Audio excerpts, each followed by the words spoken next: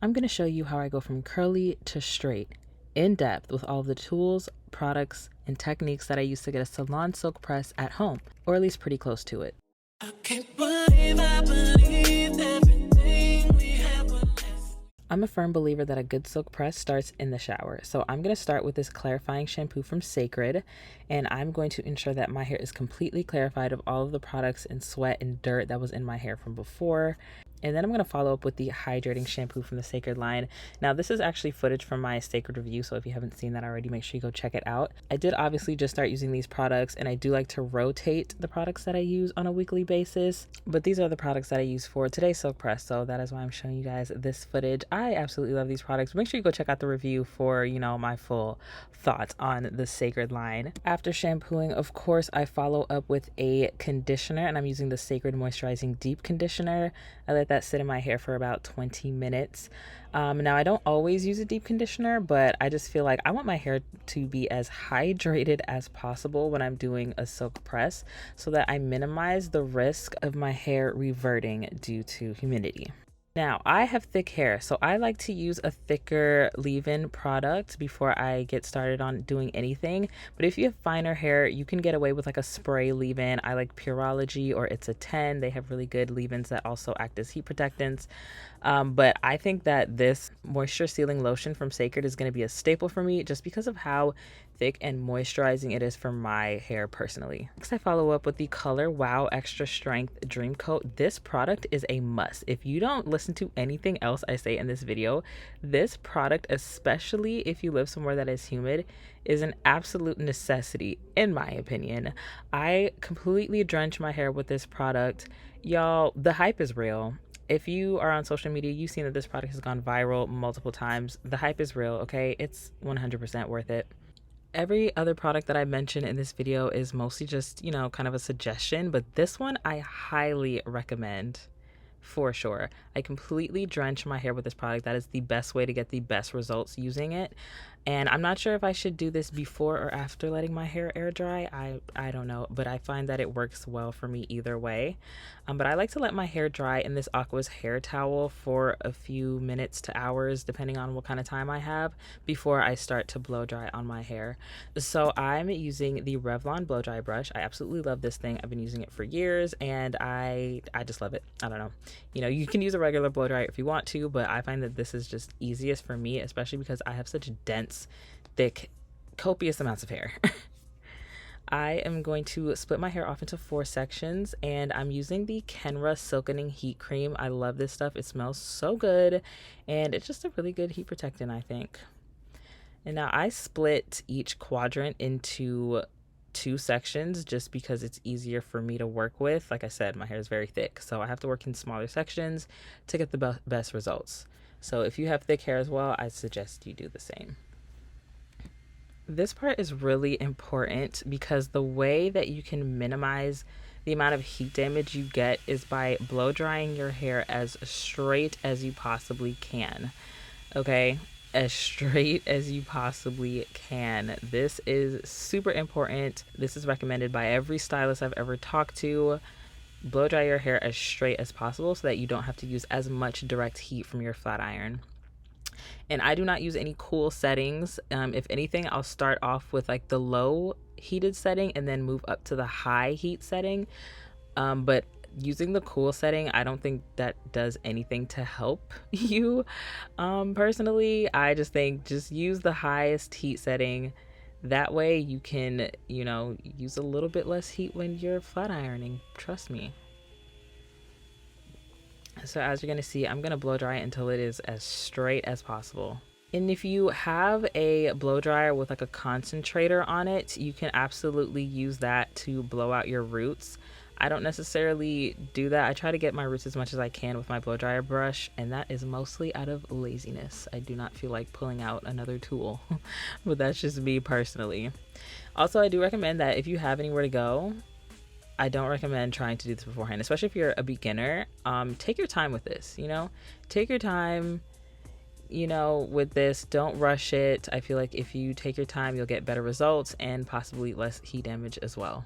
You might also be wondering why I used a heat protectant after using the Color Wow Dream Coat, and that is because for me the Color Wow Dream Coat is more so for the protection against humidity.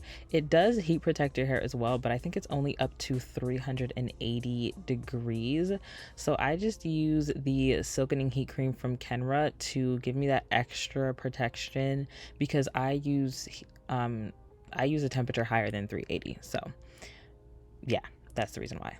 I just like to make sure that my hair is extra protected. And I know it seems like a lot of products that I'm using, and you absolutely don't have to use all of these products that I use.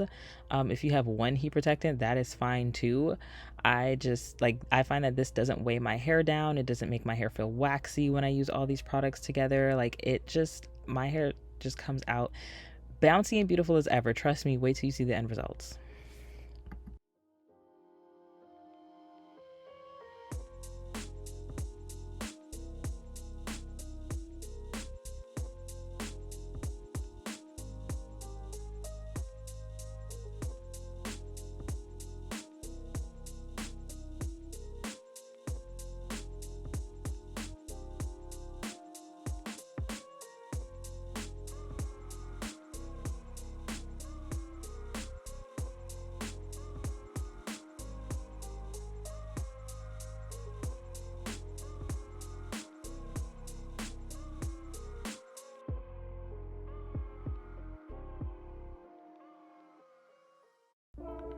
So once I'm done blow drying, I'm going to move on to flat ironing, and I use this Neuro flat iron by Paul Mitchell. It is a titanium flat iron, and I am going to use the temperature 390 degrees Fahrenheit. My hair is heat trained, so I don't have to use a super high like 400 or 410 or anything like that. But if you have even thicker hair, or if your hair is not used to being straight, then maybe you want to use 400, or if you don't need it to be bone straight, you can use a lower heat setting as well. I use this 3-way mirror that I got on Amazon. It is a godsend for doing the back of your hair. It is not necessary, but it is so helpful especially if you do your own hair a lot, like braids and twists and stuff like that.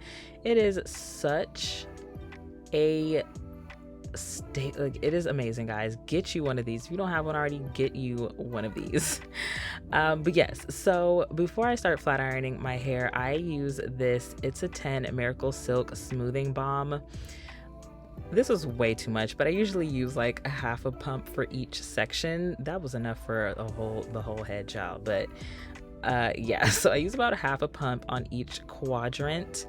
I like to heat protect my hair every step of the way if I can help it. So you don't necessarily have to do this. Once again, these are just suggestions. You absolutely don't have to use these exact products or brands or anything like that, but these types of products, like you want to use a clarifying shampoo, you want to use a conditioner, you want to use a heat protectant, for sure. And when it comes to the type of flat iron you use, there's been a lot of kind of back and forth on whether you should use titanium or ceramic.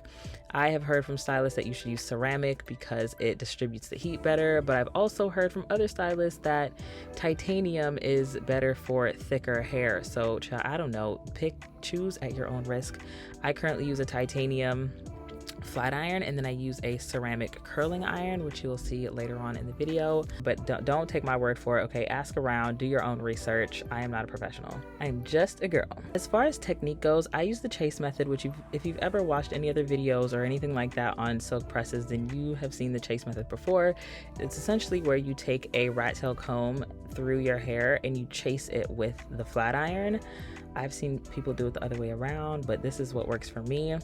Now, I also take my index finger and my middle finger and hold my hair taut with the comb and then chase it with the flat iron. I don't know if that makes sense. Hopefully you guys can see kind of what I'm doing. It takes a little bit of practice. You might not get it on the first try, and that's okay.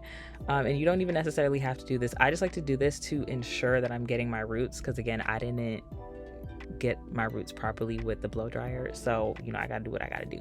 I just find that holding my hair taut it just comes out a little bit better, a little bit more silkier.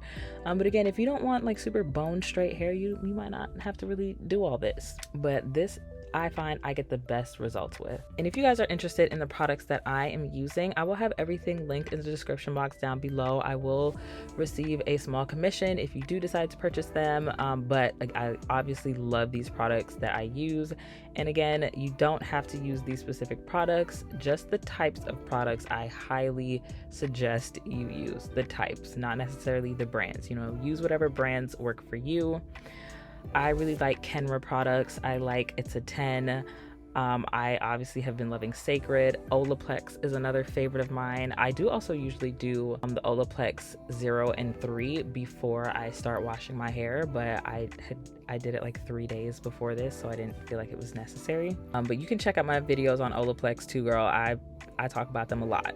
Also guys, I try to see a stylist at least once a month or every other month. So I take all of the information that they give to me and I pass it on to you guys. I try to give you guys the most accurate, science-backed, stylist-approved products, techniques, procedures. Like I listen to what they tell me. So I just want to put that out there and let you guys know that I'm trying to pass on all the knowledge. So this is what my hair looks like after I've done flat ironing it. It looks pretty straight, pretty sleek, like ready to go, but I'm gonna style it by doing these flip over curls. I've just kind of been obsessed with the 2000s flip over curls lately. It's just been really giving with this length that I have right now. So I'm gonna use my T3 curling iron to flip my hair over, and I had somewhere to go literally right after this, so I just kind of flipped it and then went about my day. But the next day I use rollers to kind of reinforce the curls and make sure they stay longer, and use my finishing products and so on and so forth. So I will show you guys all of that as well. Home and I put the rollers in my hair to reinforce that curl, girl, and it came out so cute. So I used the Kenra finishing spray with maximum hold to ensure that my curls stay put, and I also use this anti-humidity spray. I love this product. Like it works, I think. And then I'm going to finish it off with the Cecred Nourishing Hair Oil just to add some shine to this little silk press. And this is pretty much it, you guys. This is how I do my silk press every single time. The products as far as washing and conditioning may vary, but I always use the Color Wow Dream Coat. I always use a heat protectant, the anti-humidity spray. I always use these things. So highly recommend, once again, you find the products that work really well for you and ensure that you are protecting your hair every step of the way. I want you guys to have these beautiful salon results at home, but I want you to have it safely and with the least amount of heat damage as possible. Thank you guys so much for watching. Let me know what you guys think in the comments down below, and like this video if it was helpful to you, and subscribe to your girl if you like beauty, fashion, and lifestyle videos. See you guys next time. Bye. Yeah. So I'm not with nobody, 'cause I don't